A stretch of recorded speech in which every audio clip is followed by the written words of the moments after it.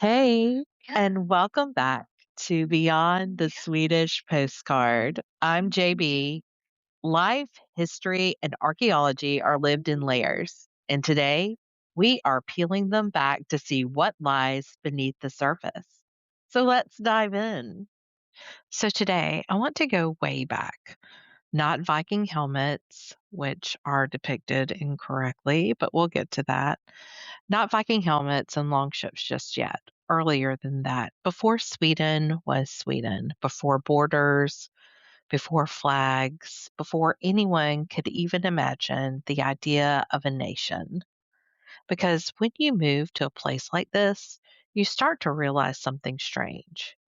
You are not just arriving somewhere new, you're stepping into a story that started a very long time ago. And whether you know it or not, you are already part of it. When people talk about Swedish history, they usually start with the Vikings. It makes sense, it's dramatic ships, trade, raids, sagas. But the truth of it is, humans were here long before that. Long before there were towns or kingdoms or even written language. After the last ice age began to retreat, the land that would become Sweden slowly emerged from under massive sheets of ice. The ground was rising, the coastline was changing. What's wild is that parts of Sweden are still rising today because of that ancient weight lifting off the earth. The land remembers.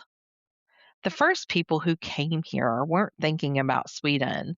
They were following animals, reindeer, elk, fish.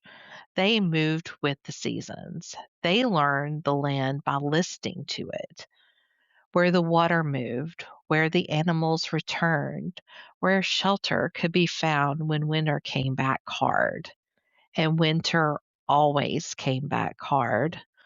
Life here required patience, attention, cooperation. You couldn't dominate this environment. You had to work with it. You had to learn its rhythms or you didn't last. That matters more than we usually admit because culture doesn't start with laws. It starts with survival, with habits, with shared understanding passed down quietly one generation to the next. Centuries later, those early patterns are still here. When I walk through forests in Sweden, I don't feel like I'm walking in a place designed for humans. I feel like I'm passing through something older that has simply allowed humans to stay. That relationship feels different from what I grew up with. Less ownership, more coexistence. And here's where it gets personal. As I started digging into my own family history, tracing lines backward the way so many of us eventually do, I kept brushing up against Scandinavia. Not in a neat storybook way, not a single dramatic ancestor stepping off a ship, just fragments, threads, names, regions, genetic markers that point north and refuse to be ignored. At first, I treated that like trivia, interesting but abstract. Then I moved here, and suddenly those threads didn't feel theoretical anymore. They felt physical, like my body recognized something before my brain caught up. I don't think ancestry is destiny. That gets abused too easily, but I do think history leaves fingerprints and how we move through space and what feels familiar and in what slows us down. Standing on land shaped by ice, knowing that people lived here 10,000 years ago with no guarantee of comfort or safety does something to you. It collapses time. You stop seeing history as a straight line and start seeing it as layers. And you realize you are standing on top of them. Sweden didn't begin as a nation, it began as a place where humans learned how to stay alive without fighting the land itself. That required restraint, awareness, trust in cycles rather than speed. Those early communities didn't leave behind monuments the way later civilizations did. What they left instead were patterns, ways of living that favored balance over excess, continuity over spectacle. That's not romanticism. Life was hard, brutal sometimes, but there was wisdom embedded in that hardness. You see echoes of it today and how Sweden approaches nature, space, and even social systems.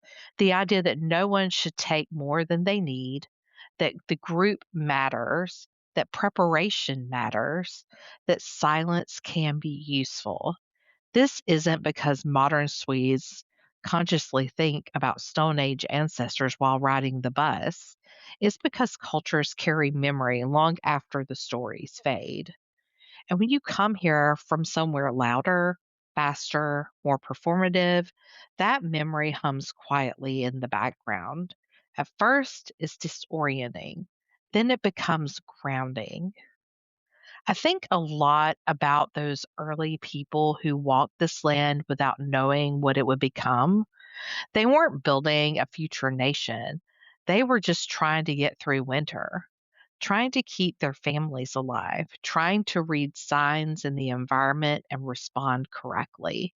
In a strange way, that's still what we are all doing. Different tools, same questions. Who belongs here? How do we live together? What do we owe each other? What does the land give and what does it take back? My roots tying back to this part of the world doesn't make me Swedish. That's not how identity works. But they do make my presence here feel less accidental, less random, like I've stepped into a conversation that started long before me and will continue long after. This podcast isn't about claiming ownership of that story, it's about listening to it, learning how to hear what a place has been saying for thousands of years if you're quiet enough. We'll get to the Vikings later. We'll get to the medieval towns, trade routes, kingdoms, and conflicts, but none of that makes sense without understanding the beginning. Before Sweden had a name, before history was written, when the land itself was still deciding what it would allow. Until next time, keep listening to the places that you stand in.